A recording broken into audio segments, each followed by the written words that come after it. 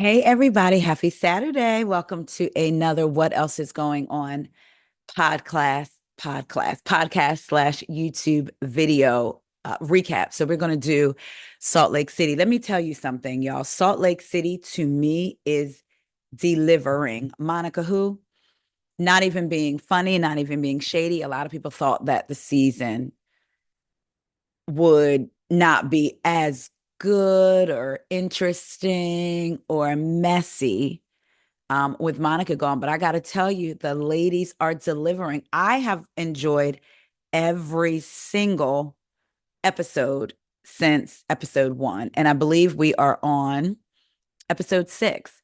I don't know how many episodes the season has. Excuse me, I'm just trying to clear something off my phone. I don't know how many season episodes the season has, but I'm telling you, I'm enjoying. And then I think I'm going to recap the after show for you guys too, because I watched not even all, but some of the after show and some of that tea that gets spilled. It's like, oh, I meant to take notes to include some of it in this one, but I may just have to do a separate video for that. But let's get into it. So, this episode starts out with Angie's associate, Greek Mafia style. So she has a gentleman walk up to the door. She's conducting business with the gentleman. So she's playing into the whole Greek Mafia, which came last season when Lisa told uh, Angie that Meredith believed that Angie was in the Greek Mafia. So she's having her 25th anniversary party, and the theme is mafia or like mob wives, I believe.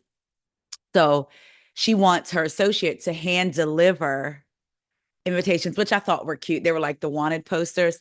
So I didn't get all of them. I didn't get Meredith's, but Whitney's was Whitney Rose, aka the Crystal Crusader. Mary's was Mary Cosby, aka the Butcher, which actually for some reason I felt like really fit.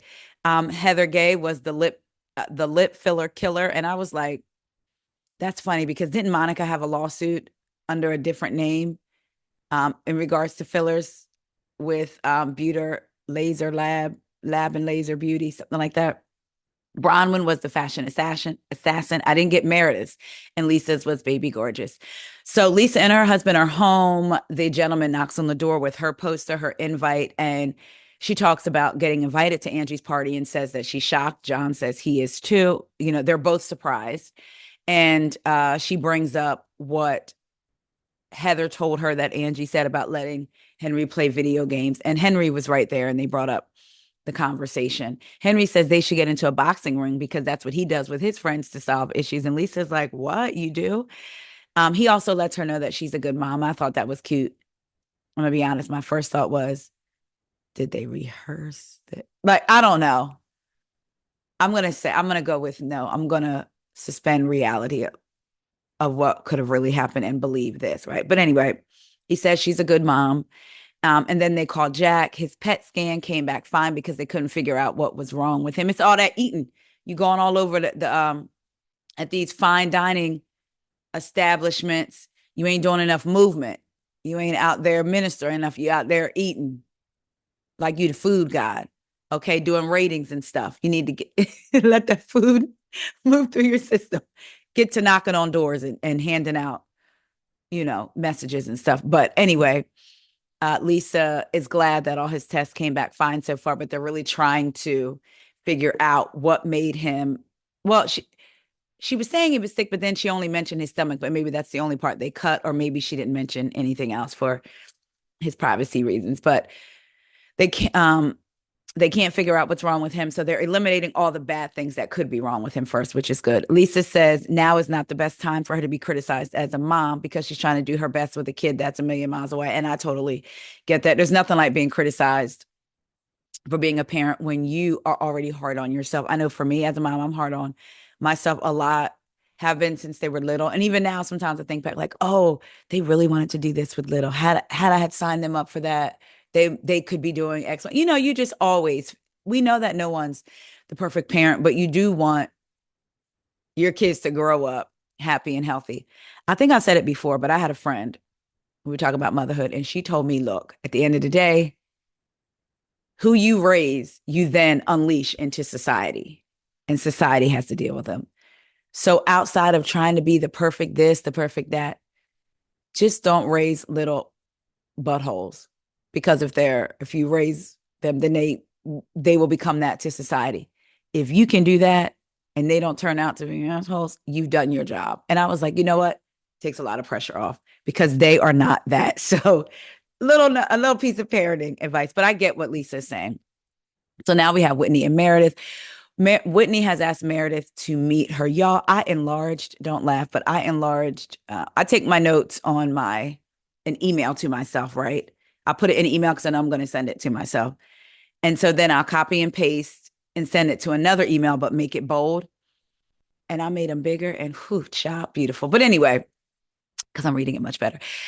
Anyway, so they meet up, Meredith and Whitney. Whitney says, thanks for meeting me, Meredith. I'm going to jump right in. And she apologizes for going so hard on Meredith in Milwaukee. She said after basically leaving Milwaukee, she's looking at things differently and believes that because she had already saw the post about her jewelry and it was so small, she felt like one of the ladies in the group was bringing it up intentionally to hurt her, and that person was Meredith. Um, she says, Meredith says, I have to wonder who you think is hurting you. And then Whitney says, Lisa. Meredith says, why? And she goes on to explain how she reached out to someone who knows the owner of the account that posted it and tipped them off. And they said it was Lisa. She said after she went on the podcast and talked about Lisa, Lisa went behind her back basically to talk to the group about this. So they do show a flashback of Lisa bringing it up to Meredith on camera. Now, in the after show, Whitney was like, Lisa had already had that conversation off camera, and then she brought it up on camera. So that's why she knows it was done to hurt her.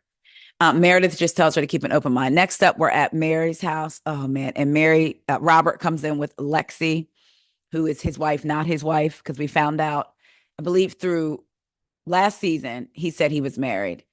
And then Mary's sit down interview with Bryce Sanders, I believe she found out that they were not legally married.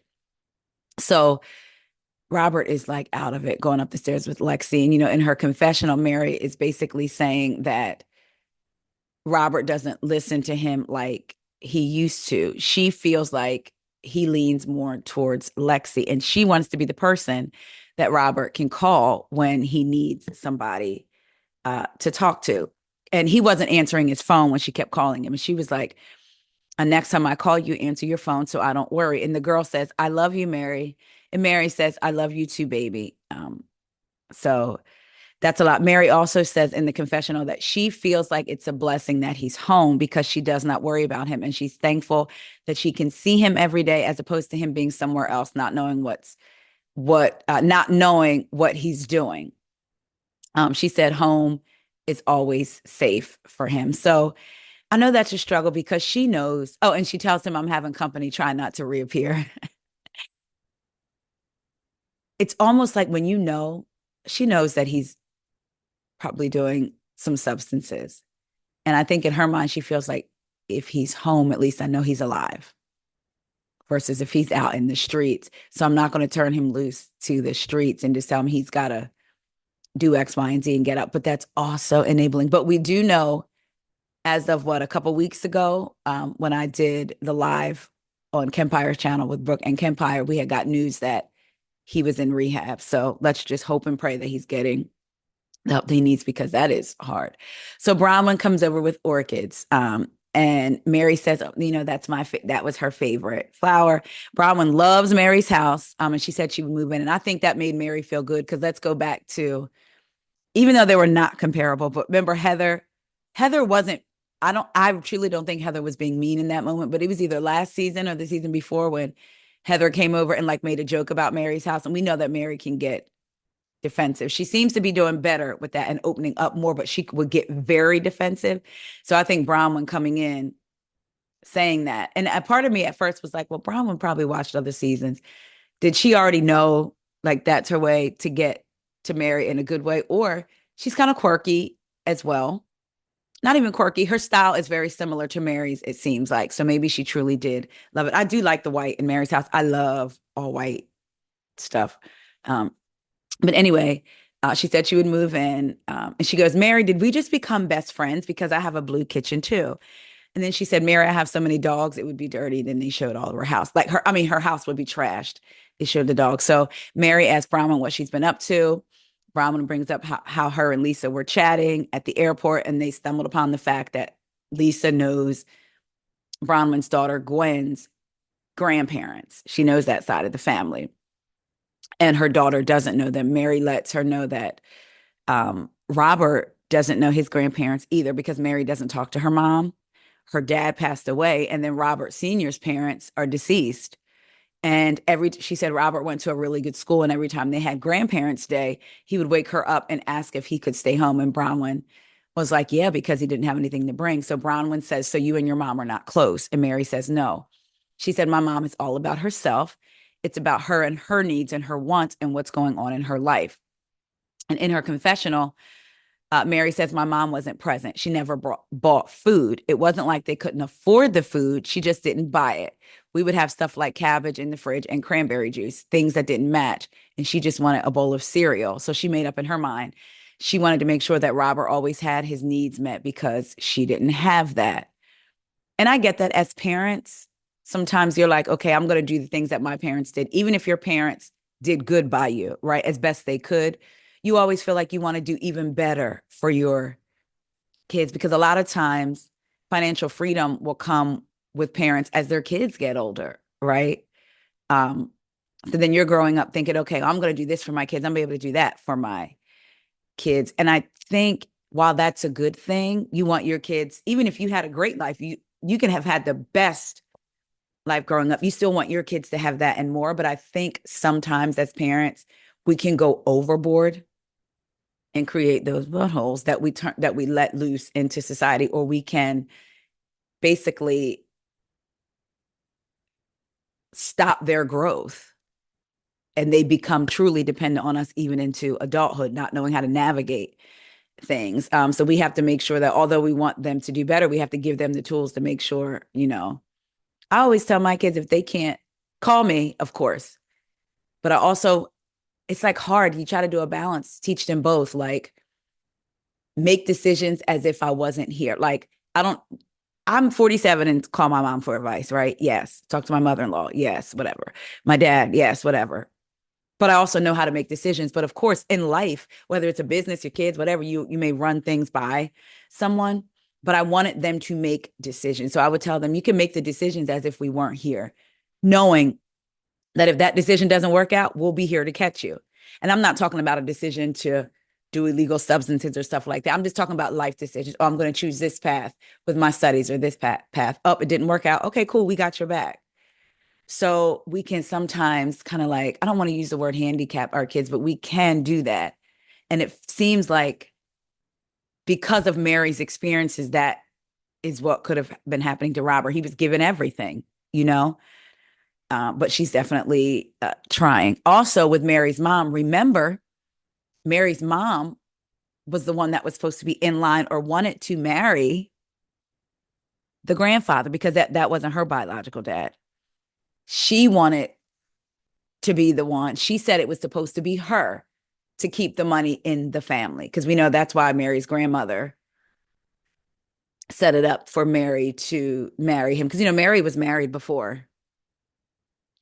But so Mary's grandmom set it up to marry the great grandmom to keep the money in the family. And the mom has done interviews before. I don't know if it's one or two. She actually did an interview.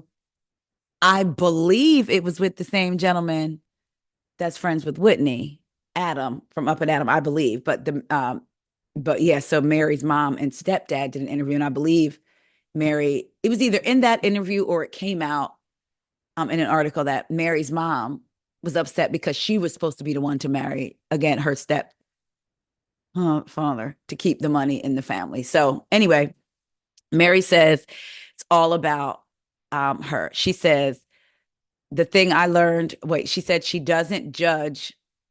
Let me say. Oh, she says she doesn't judge Robert. I'm dealing with things with him right now, but he's still my baby. The thing that I learned with Robert, you always have to be real with your kids. You have to tell them like it is, toughen them. Bronwyn smooth with it. Bronwyn says, well, okay, can you raise me like that, Mary? Because I feel like I'm getting some effing energy from people I don't want. And I don't want to give it back. I'm sorry. It feels like I'm getting some funky energy from some people, and she doesn't want to give it back funky. And Mary says, yes, you do. Basically, give it back to them the way they give it to you. Mirror them. Return that energy. Remember when Candace did that thing in Giselle's driveway when they had that reasonably shady party, and she mirrored Mia's energy back. So she said, yes, you do. Mirror it back. It's a vibe. So Bronwyn lets her know she's excited about Angie's party because she's a little nervous because it's the first time she's going to see Heather. And she's been um, basically on the edge of being done with the BS with Heather. She said, can I say BS, like the bullish? Can I say ish in your house, Mary? Mary says, yes, you can. And Bronwyn says, I know it's a house of God. And Mary just laughs for real. I thought it was so cute. Bronwyn said, when I saw Lisa, she told me that Heather repeated something to her about Angie, what Angie said. So they do a flashback of Heather telling Lisa what Angie said about Henry playing video games. Because let's remember, the morning after that dinner at the Harley Davidson place, Angie wanted to vent to somebody. So went to Heather, knocked on Heather's door and was venting. And then Heather went back and told Lisa when they went to that salt cave. So Mary says, what I do know about Heather is that she's two-faced, and I've called it from day one. Like I went ziplining the other day with Heather, and Lisa brought it up. She said, why would Heather tell Lisa something rude that Angie said about her? And why do you think that's okay? You got two faces and you got to work on that because I don't do two faces. I need one face one time. And I do like in her confessional, she said, Heather leads with lies. I don't care if your truth is ugly, just don't lie. And I think that's where that, not necessarily censor, but with Mary, how she'll say things to their face. In her mind, it's like, I'm not lying if this is happening. But the way it comes out is like ugly sometimes, right? We've seen that in the past. So she says, I don't care if your truth is ugly, just don't lie. So um, Bronwyn says, I think Angie should know, like I would want to know if someone was mad at me about something I didn't know they knew. And Mary says, yeah. So Mary goes to talk to her. Oh, so wait. Well, I'll get into that. So Mary was talking to Bronwyn. Her landline rings. Bronwyn said, Mary, do you have a landline in the year of our Lord 2024? Mary says, of course I have a landline. Bronwyn says, Mary, who calls you on the landline? And Mary said, somebody's calling. And then they have a laugh I thought was funny. What I think is interesting is later on in the episode. Oh, do I wait? Let me bring it up now in case I forget. Later on in the episode, we are going to talk about the fact that Heather was so upset that Bronwyn would go to that Lisa would tell Bronwyn what Heather told her, and that Bronwyn would tell Angie, right? Heather, you just did the same thing. But on the first episode of the show, at Lisa's Bezos dinner, Lisa was upset because Angie, Heather, and Lisa had met up, and Lisa was venting about how she felt with Whitney. And Angie went back and had a conversation with Whitney about parts of it.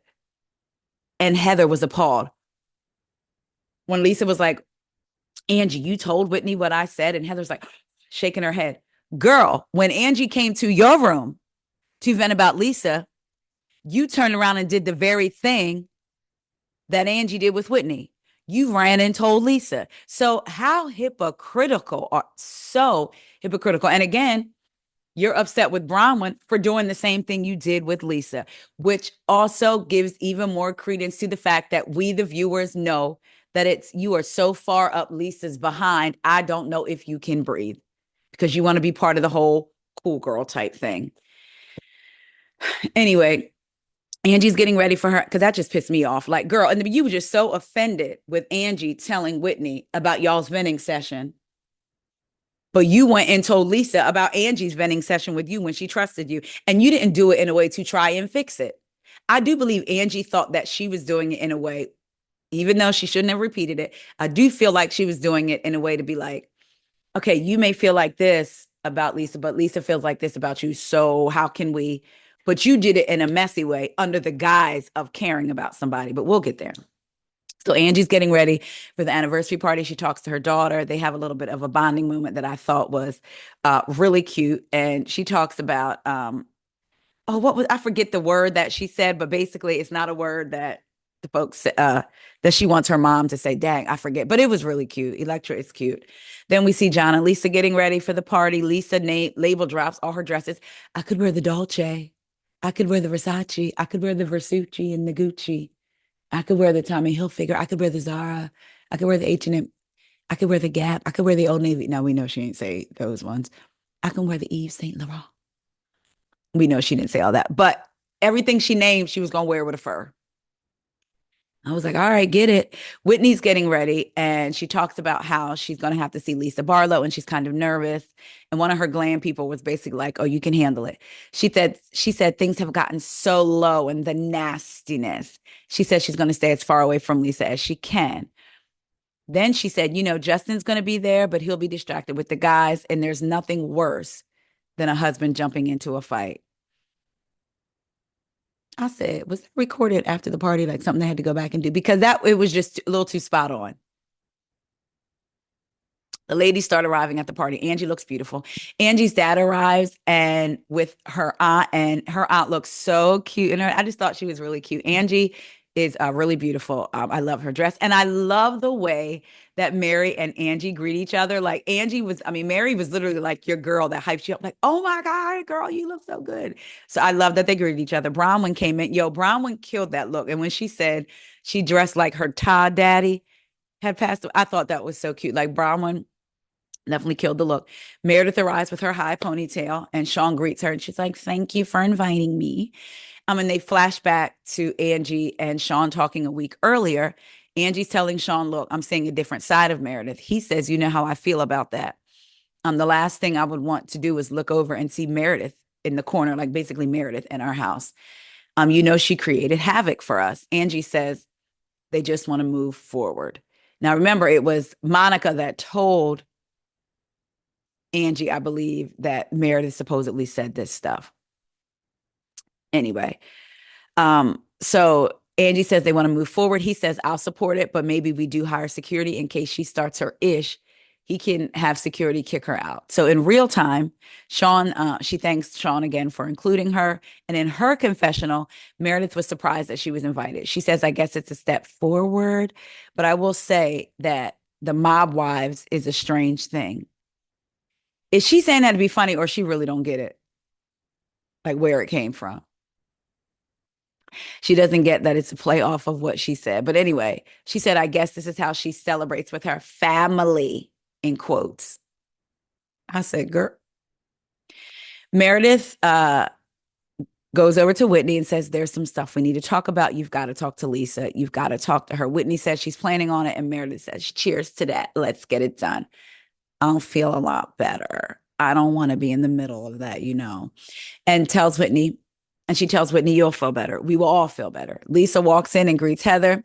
Whitney walks away. Angie says with Lisa and her, it's a little awkward right now as friends for 15 years, but it would have been wrong for her not to include her in her anniversary celebration. She really would have been hurt and she would have been hurt had Lisa not shown up, and it would have been the beginning of the end, basically, of their friendship. Child, Brittany arrives with a man named Aaron that she knows from a dating app. Heather let it be known that she knows Aaron. He's her friend. Then lets us know that she's been on a date with Aaron.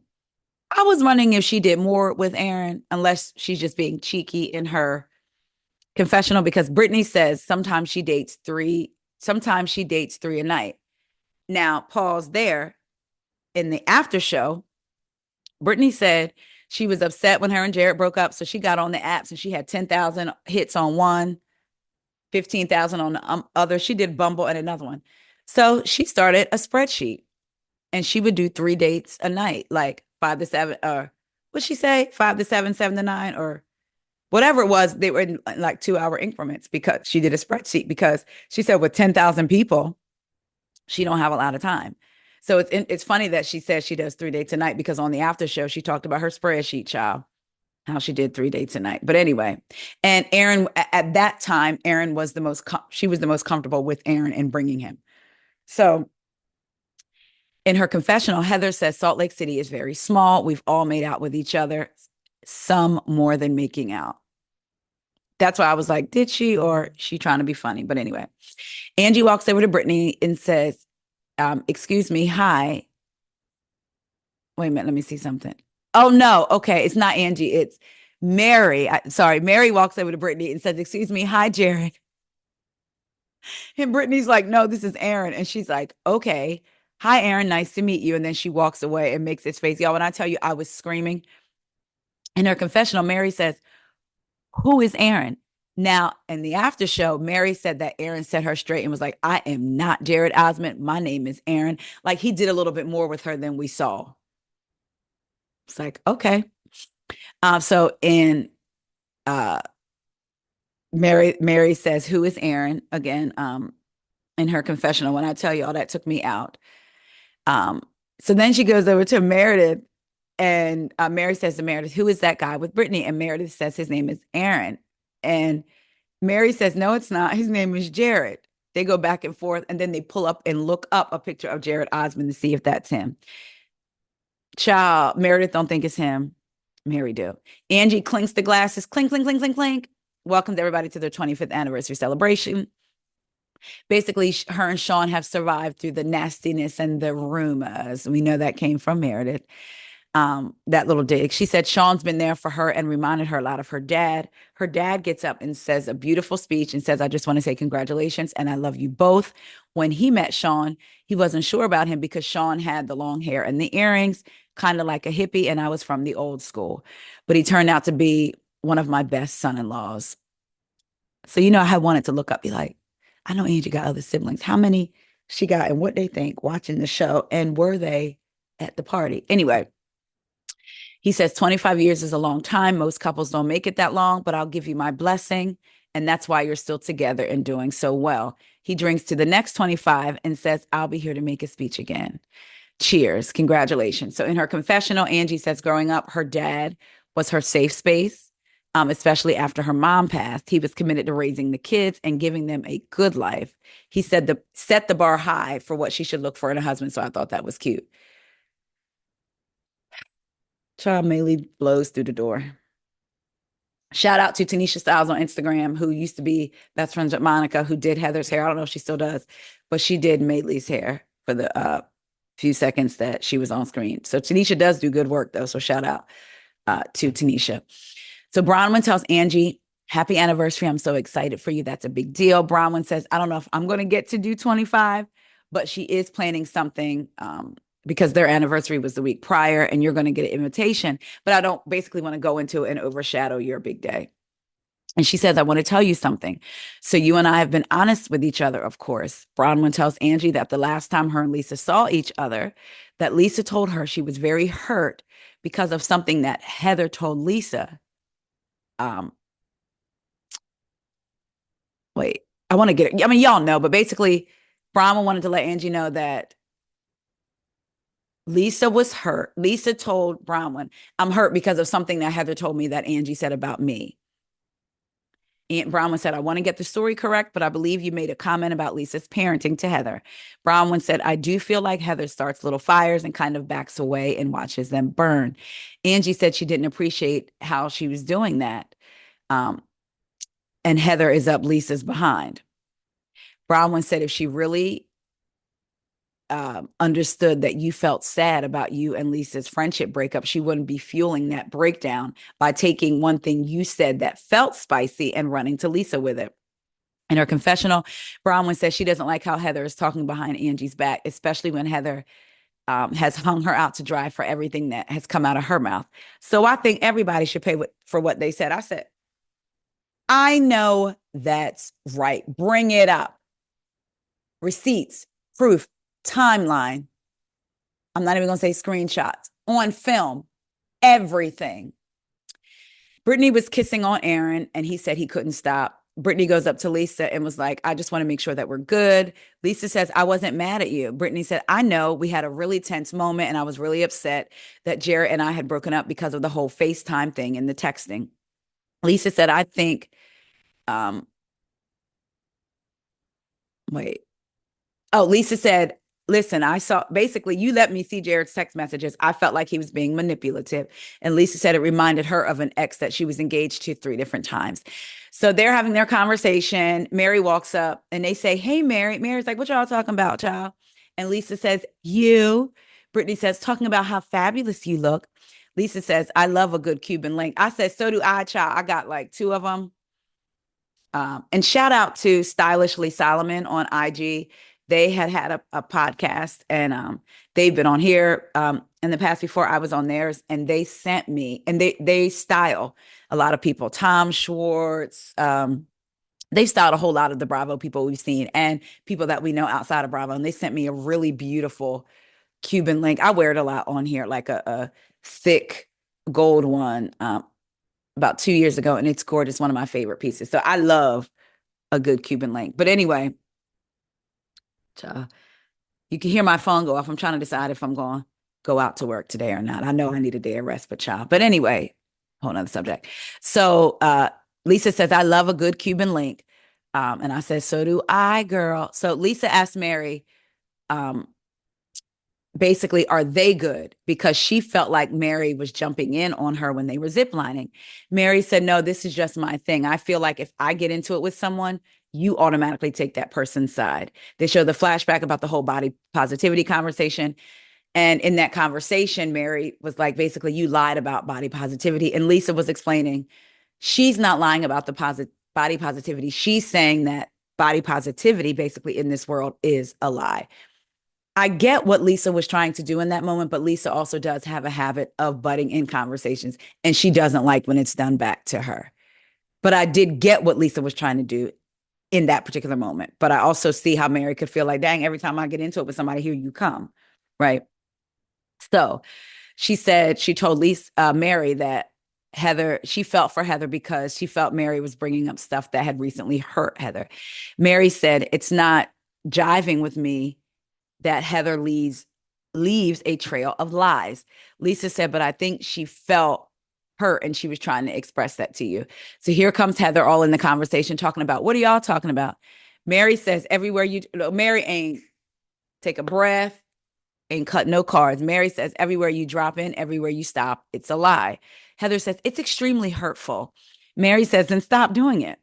Heather says, tell me when I've effing lied. And Mary says, don't you dare.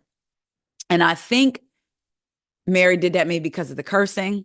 Because remember 2 seasons ago when She Who Shall Not Be Named, who was racist, was on the show?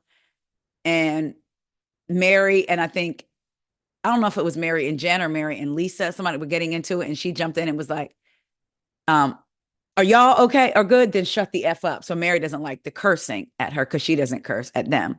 So Mary was like, don't you dare. Heather said, so if I tell you the truth of facts about you, you say it's a lie. Mary says, we're not going to speak on truth right now. Heather said, don't push me. I've been a good friend to you. Mary says, don't push me. You're a liar. Um, God knows you're a liar.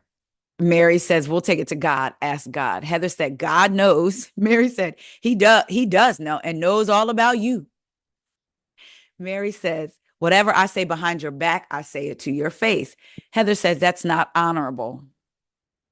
I actually think it is. And I'm just going to say this. Can things be censored or said differently? Like my mom always told me, it's not what you say, it's how you say it. Absolutely. But I do think it is better. I mean, in life, everybody, like if you're upset with your friend about something, you may say it to your husband to kind of vent it out. But it's not something that you necessarily feel like you got to say to your friend, especially if it's something small, like, girl, she's irritating me today. But it ain't nothing like you're holding on to or holding over. So you may say it to your husband and child, you didn't forgot about it the next day. So everything doesn't have to be said. But I also do feel like it is power in just saying it to the person, like, boom.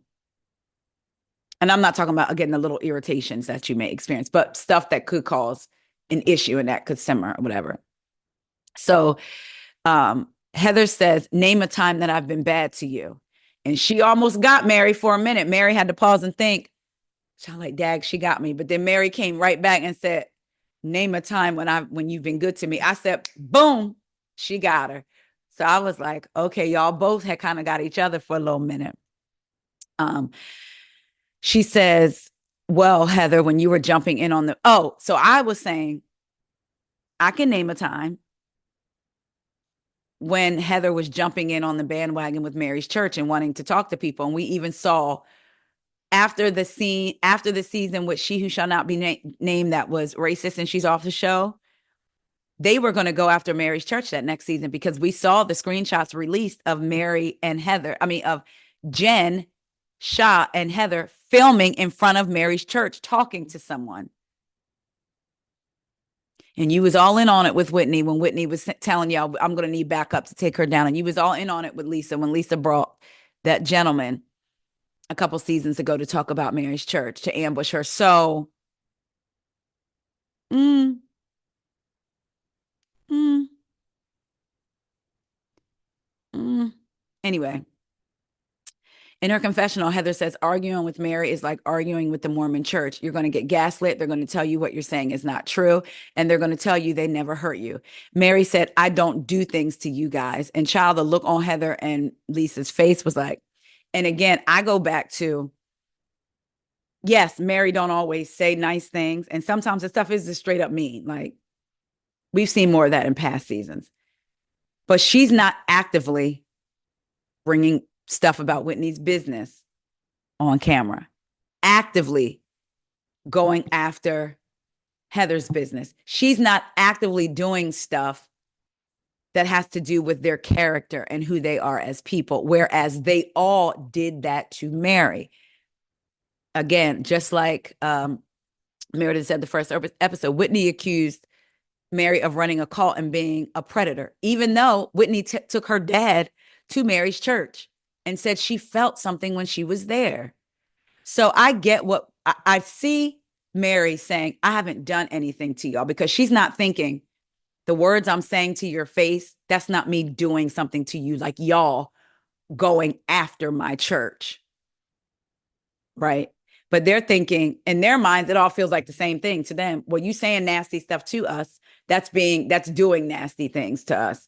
So I can kind of see both sides, but I do agree. Mary ain't been, like I said, Mary has not done anything to them. She just says stuff to them, right?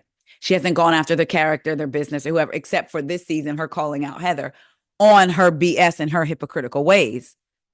Anyway, so because remember, again, Lisa had that gentleman named Cameron, rest in peace, come to an event to talk about Mary's church.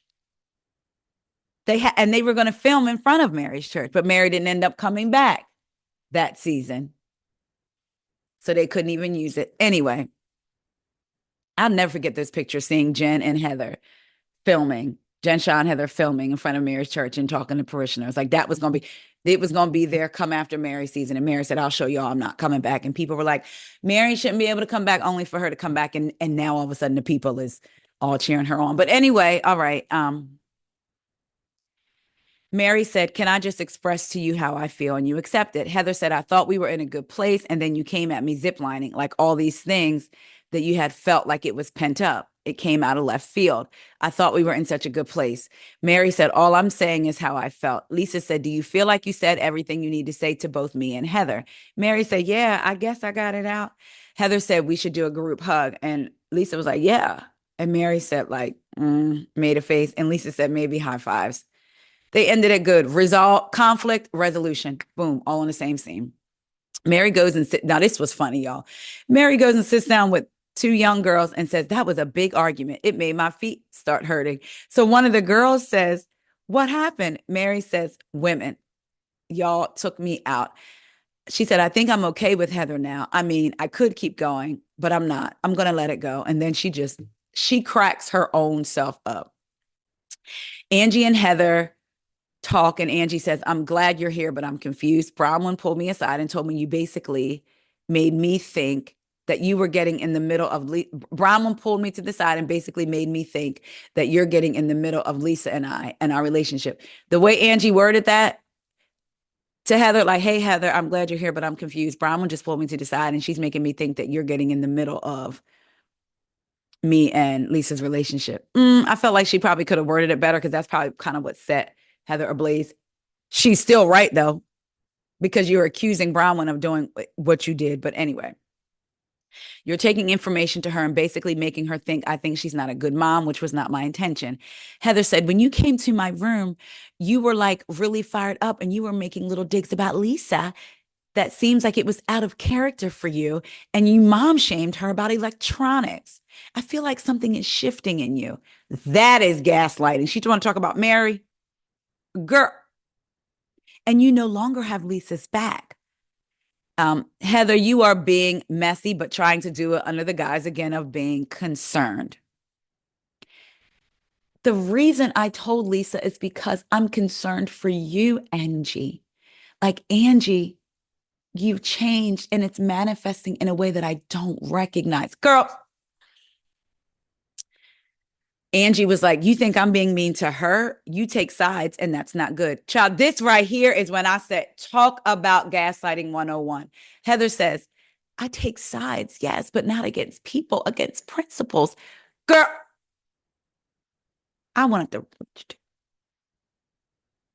I also said, I'm going to use that. I take sides, but not against people, against principles. Y'all, that's my new house. That's my housewives taglines. I make takes. Oh, wait. Okay. That's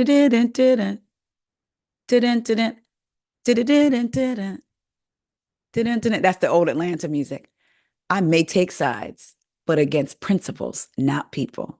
It's okay. I prefer my original tagline because I have a podcast, so I talk. So it was going to be, I may talk for a living, but baby, I will read you to filth. Anyway, Heather says, I love you and I support you. And Angie says, I know, but it doesn't feel like it right now. I feel like you're taking everything I say and taking it to Lisa. So Heather is like, let's go talk to Bronwyn. So they get over to talk to Bronwyn. Child, Bronwyn was at that table. If you're watching the video, you can see she was like this with her hands on her. I was when I tell you I was hyped, I was like, get him, Bron, get him, Bron, get him, Bron. Like, get him, Bronwyn, because she going to wrap Heather up. So um, Angie, Bronwyn, Child Melee then popped up. Melee then popped up. Miel, Organic, somebody, she done popped up. And Heather, they're all at the table. And Heather says to Bronwyn, Angie just told me that you've been in her ear. And Bronwyn goes, oh my gosh. Angie says, not in my ear. And Heather kind of looks at her and everybody was just kind of like, and she goes, okay, then in my effing ear. So Heather's like, why are you getting in my relationship with Angie? Why are you addressing it? Anything that's going on with us. Bronwyn says, it shocked me that you told Lisa something that that Angie was probably just venting about to you. Heather's like, we're dear friends and I'm dear friends with Lisa. And for you to be in her ear about it, I'm Lisa's dear friend. I'm Angie's dear friend. Heather is wild in saying this because she's doing the same thing that Bronwyn did. Angie vented to you about Lisa. You went and told Lisa. Lisa says something to Bronwyn about you telling her, and Bronwyn takes it to Angie. What's not clicking? Okay. Heather told Bronwyn, you're out of line. Girl, who you She should be like, I'm right in line, girl. I'm right where I'm supposed to be. Heather says, you're out of line. Do you think that you're the, so then Bronwyn was like, you think that you're the head bee in charge and that you can manage everyone's relationships. So then Heather says to Angie, you trust her feedback over our friendship history. If you trust her feedback over our friendship history, then I can't help you. And what does Heather do? Walk away. Because you've been caught. You're doing the same thing. She walks away.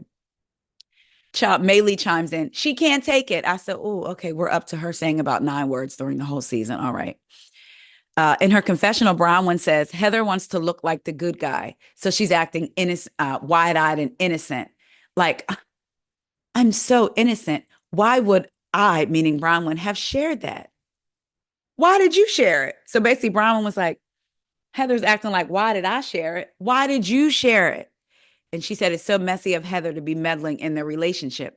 And if you believe Heather was not meddling, then neither am I. I said, I know that's right. Child Jared Osmond, the D-list celebrity, per Heather Barlow, walks in. And us, Heather Barlow, per Lisa Barlow, walks in. And Heather's like, "What's up? No way." Child, Brittany sees him and girl sends her into a spiral. She cries. I was like, oh Lord, let's move on. Mary says, that's him. That's Jared Osmond. In her confessional, she says, okay, now I get it. Lisa was like, oh my gosh, this is so weird. Who invited him? In her confessional, Whitney says, Justin did that. And he was just trying to be nice. He did this. In his confessional, Justin said, he's a good friend of mine. I thought, yeah, I should text him and see if he wants to stop by. Girl, then we see that a flashback of Justin literally sending a text while he's at the party and says, hey, we're at Angie's party and Brittany is here. If you're in the area, come by. I said, that is messy boots, baby. And I'm here for it a little bit. I ain't gonna lie. I said, oh, like wife, like husband. In her confessional, Whitney says the worst part is he has no idea what he just did. In his confessional, he laughing. Heather said that Brittany needs to get off this hamster wheel and figure out what she wants and also what Jared wants. Now, in the after show, Bronwyn was like, so I forget who mentioned that, because in the after show, Bronwyn is paired with Whitney. And it's only been one episode so far. So she's basically like, Jared, one of them said Jared basically lives like an hour from Angie's house. So what was he, just circling the block in his suit to see about him getting an invite? And then Bronwyn said he probably here right now waiting for a text to come in. I thought that was so funny. So there had to be a little bit of a setup going on clearly. If he lives an hour away, you just happen to be down by Angie's house. Brittany, so Bronwyn says to Brittany, are you okay? Do you want a drink? Do you want something? And Brittany's just staring at her. So Bronwyn says, what do you need? And Brittany's just crying, child. Bronwyn says, you don't want to hug anybody, do you? Brittany says, yeah, I really do. Bronwyn said, oh God. Okay. And gives her a hug. I thought that moment was funny. It was a cute moment. Angie offers Jared food and says, Greeks eat grapes. Do Mormons eat grapes? Please, Angie, please. Angie had to be playing off the whole Greek thing. Had to be. In the meantime, I did think it was funny. Whitney and Heather are cackling in the corner, and they had me laughing because I could see me and my girlfriend at a party, like surveying the scene, seeing all that played out within our friend group and just cracking up. Lisa says to Brittany, I would be so upset. I would ask him to leave, but that's me. In her confessional, Lisa said, I have 4 sisters. I'm trying to be like a good girlfriend to Brittany. I'm trying to help her be direct with Jared. Like there's a big difference between being in love with someone and loving someone. In the after show, Brittany and Lisa Barlow are paired together because, they sit in twos while they talk about the episode. Lisa says she asked Jared, did he love Brittany and was he in love with her? And Brittany was like, what's his answer? And he said, I love Brittany. And she was like, basically, well, what about him being in love with me? And she said, I can't really remember his answers, but based on the way he kept trying to answer it, I don't like him. He's a manipulator. Lisa says she thinks it's time for this relationship to end. Just put a fork in it. It's done. This is what she says in her confessional. Lisa walks up to Jared with Brittany and says, hi, we're shocked to see you because I'm going to help her out a little bit. He says, hi, and says to Brittany, you're shocked to see me. And Lisa says, I'm shocked to see you. He says, I didn't mean to come and interrupt your date. She asked him, do they want to go outside and talk? I ain't get ready to get all deep into this. They go outside. They talk. She cries. He's like, well, this is fun, having a good time. He just playing with her because then she says, why are you here? And instead of being serious, he says the charcuterie looks fantastic. I said, I'm tapped out. Tap, tap, tap. I'm going back inside because it's cold. Black folks don't like the cold like that anyway. So then she is like really crying. In the meantime, Mary is talking to Aaron inside and says, how long have you guys been together? And he said, we dated a little bit for like the last month or so. And Mary says, a month? Again, they back outside, but I'm looking through the window. I ain't going back out there because it's cold. That's why their part is going to be a drive-by.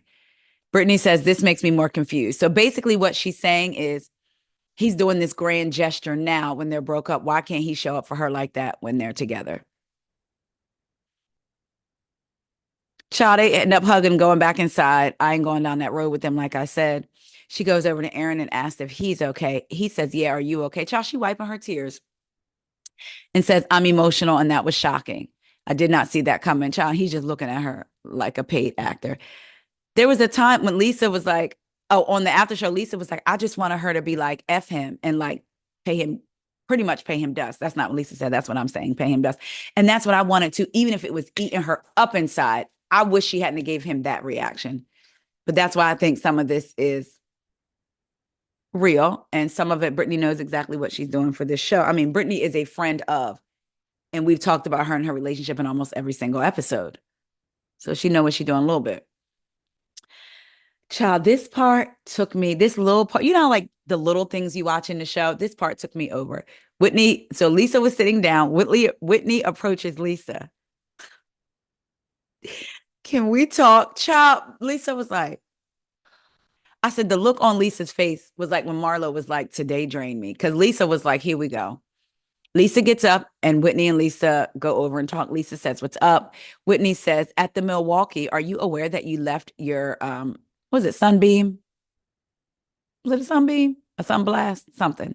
Basically, were you aware you left your sun necklace behind? Lisa says, the necklace? Yep. Yeah, I accidentally left it in my room. Lisa says, was it an accident? Lisa says it was a total accident. Whitney didn't mention it being in the trash to her unless they cut it out. I don't believe trash was said based on Whitney's history on the show and repeating things. Think back to when the guy from the hotel called Whitney and he said they found it in her room. They didn't show him saying anything about the trash. Whitney adds trash, that Lisa left it in the trash. In this moment, to me, if you're confronting your friend, it's supposed to be your girl about leaving jewelry, I would have been like, and you put it in the trash. It wasn't an accident for it to be in the trash. That's what I'm saying. So Whitney be lying or adding the stuff too. They talked about this on the after show as well. Lisa Barlow was like, when Whitney's line was coming out, she called me and I spent thousands of dollars basically like with her tequila and different things. I was her first customer. I was excited about her brand. Now, that doesn't necessarily mean that you didn't leak information because people will be good to you when they're good with you. They will be good to you when they are good with you. You fall out and it's all a wrap. So that's why I'm like, Lisa ain't leave that in the trash. I don't believe, because we didn't hear that man tell her that, and I don't believe they cut that out. But anyway, so I put that in my notes. Oh, Lisa says, so Whitney says, you brought the information about Prism that was posted, to the group, about the Alibaba. Lisa says, what's the problem? Whitney says, I had someone who knows that account reach out to them, which we know is Adam, and reached out to the account that posted it. And let's go back. This is how Whitney approaches Lisa. You brought the information about Prism that was posted to the group. Lisa says, yeah, what's the problem? Whitney says, I had someone who knows that account reach out to them and they verified that you were the one that fed the information. Lisa says, I did not do that. I did not do that, Whitney. And she starts to get all hype. Don't accuse me of something I didn't do. Whitney says, I'm asking if you did it. Lisa says, are you asking me or accusing me? Now, this is where I'm like, child, Whitney, I don't see it for you. And you got me siding with Lisa Barlow on this little thing, this one little thing, because it didn't start out with you asking her. You saying to her, I had someone reach out to the account that posted it and they verified that it was you. That could have been, listen, I reached out to the account. Girl, they're trying to say that they're saying it's you. Did you do that? Two different ways of saying it. Listen, something was posted about my jewelry line. I had somebody reach out to the account that posted it and they verified that you did it versus, girl, that post about my jewelry line. I had somebody reach out to the account that posted it. Girl, why are they saying that you did it? Is it true? Tell me it's not true. Different way to say it. Anyway. So she said, are you accusing me or asking me? It felt very accusatory to me. Lisa said, because it feels like you're accusing me. Whitney says, I'm asking you. Oh, I'm sorry. She says, are you asking or telling me because it feels accusatory? Whitney says, I'm asking you. And I felt like Whitney tried to change it up in that moment. And Lisa said, because it feels like you're accusing me. She says, I'm asking you because the person said they narrowed it down to you. Lisa says, it's not me, Whitney. It's not effing me. Child, Mary and Heather were sitting on the couch, and Heather was like, who's yelling? Um, it's not true. It's not true. I did not talk about your business, is what Lisa's saying. You're getting your bad information from someone. That's BS. Whitney says, so it's bad information. So when you're mad at me, you don't go plant stories. Lisa said, I don't. Whitney says, I'm being told that you planted it and I want to know. And Lisa stops and says, who is it? Because I'm going to sue him. Did she say them or him? Because I have him. If she did, in fact, say him, how did she know it was a him? Tell me who it is because I'm going to sue him because it's a lie. Again, I'm pretty sure she said him. Y'all can fact check me. And if she said him, how would she know to say him? Now, in the after show, Whitney says she knows for a fact it's Lisa because Lisa has a lot of accounts do dirty work for her. And she turned on one of the accounts and that account sent her screenshots between her and Lisa, between the account and Lisa with some shady stuff. That's what she's saying. Lisa says, you trust that person, but not me. In her confessional, Lisa says, little girl, you're effing gullible. Like maybe if you had to actually make your jewelry, you wouldn't have time to fabricate this. Lisa says in the scene, you know what? The last time we left each other, you text me and said you love me. And that's the last I heard from you. She says, I do love you, Lisa. That's why this effing hurts so bad. Lisa screams, I didn't do it to you. Shut the F up about it. And scene. I didn't do it to you. Shut the F up about your lies. Give me a name. Lisa gets on the phone, pulls out her phone. I'm livid. Whitney says, why do I have proof that you did this? I'm livid. Whitney says, how do you think I feel? Lisa says, I don't know how you feel because you're making it up. So Brittany says, oh, Whitney says, potential, how do you think I feel? Because potentially one of my friends went and bashed my business. But is it potential that she bashed it or is it a fact? Because Whitney, you said you had proof. But anyway, Lisa said, hold on, give me names right now. We're going to investigate. Whitney says, we're not doing that. Lisa says, oh no. Sean, who's her private investigator. Sean, I'm calling Sean and letting him know that I need an investigation open. I'm being accused of doing something I didn't do. I'm going to say, oh, she's holding it like this because it's on speaker. Sorry. I'm sending you the information. I want you to go the distance on it. The distance. Heather is talking to John Barlow and says, who's she calling? And he says, I think it's our guy that uses security. And then Heather goes, oh, yeah, cybersecurity. Lisa says, the guy accusing me of doing something. I want you to get the police. This guy is accusing me of doing something. Again, how does she know it's a guy? I'm pretty sure she said guy. How does she know it's a guy? Unless they bleeped it out or whatever. She says, I want you to get the police involved because it's my character. I want you to get the police involved and go the distance on this. Get the LA police involved and Salt Lake City police. And she says to Whitney, you owe me a big effing apology and I'm going to send you a bill. In her confessional, Lisa says, I call him a real detective, not Whitney Drew, who thinks like she's connecting the dots. Honey, you didn't. I said, now, it doesn't make sense because how do you know she didn't pass all this? But at the same time, it was a read. It sounded good, even though it didn't make sense necessarily. She said, honey, you did not pass math or geometry or anything else. You should not be anywhere near dots because you're not good at connecting them. I said, not me believing she might not have passed stuff. In the scene, Whitney says, I am not lying. Lisa says, you know, every time I think we're friends, you F up. Whitney in her confessional says Lisa can yell and scream all she wants. That just shows me that she knows that basically I called her. Lisa had been walking away from the table with her phone. Then she came back, started walking back towards the table and says, actually, you know what, Whitney? You're always fabricating things. I don't know what to believe because you lie about everything. Lisa then says, Justin, how do you do this? How do you do? And is walking over to Justin and says, how do you deal with the lies and sift through the ish? She walked directly up to Justin and standing in front of him, calling his wife a liar. Granted, I do think Whitney be lying. But she brought Justin into this argument that was between her and Whitney. She brought that lady's husband in the argument. Justin says, my wife, don't call my wife a liar. Lisa saying she's a liar. She's a liar. He says she's not an effing liar. She's not an effing liar, Lisa. John Barlow goes to Justin and kind of has his hand up. Whitney's now walking over. Lisa walks over saying, she's a liar. She's a liar. And Justin is still saying, my wife is not an effing liar. John Barlow has his hand up and he's like, ease up on my wife. Don't say the F word to my wait, Justin says, get the F away, get him the F away from me, talking about Justin. Because Lisa had kept walking up. Whitney's walking up saying, stop, stop. John is standing in front of Justin, like with his hand up. And Justin is like, get him the F away from me. And John says, don't say the F word to my wife. Lisa says, we will have the police involved. And then it escalates and we get it to be continued. Here's my feelings on this.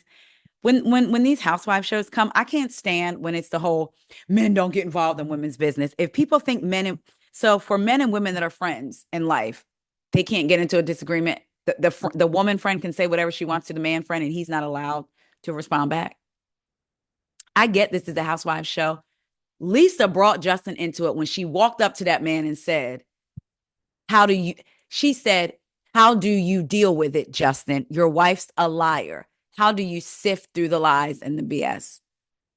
Right? That's what she said. How do you sift through the lies and the ish? Yeah. Is he not supposed to respond? He didn't get aggressive with her to me. He said, my wife is not he wasn't screaming, my wife is not an effing liar. She is not, my wife is not a liar. Lisa keeps saying it. She's not an effing liar. She's not an effing liar, Lisa, because Lisa kept saying it. And Lisa was loud. And then for John to step in and be like, don't say the F word to my wife. Get your wife out of his face. This man had nothing to do with the argument. I laid it all out for my husband because y'all know he watched Housewives and stuff too. We haven't watched this episode yet, but I laid it out for him and was like, if I was in an argument with a friend, this would happen, and then the husband got involved. What would you do? He said, yes, I would definitely shut that down early. All the things you said. And if her husband has a problem, then we have a problem. Because my husband said he would have been like, nah, like chill. My wife ain't no liar. Even if it's as we're walking away, he's taking me and the lady is talking to him. Nah. Because Lisa was addressing Justin. And then if the husband had a problem, then him and my husband would have a problem. So like, I don't like this whole, wasn't Justin supposed to just sit there and let that man talk about his wife? The first time he said, she's not a liar. Lisa kept going. So yes, he did curse. He said, my wife is not an effing liar.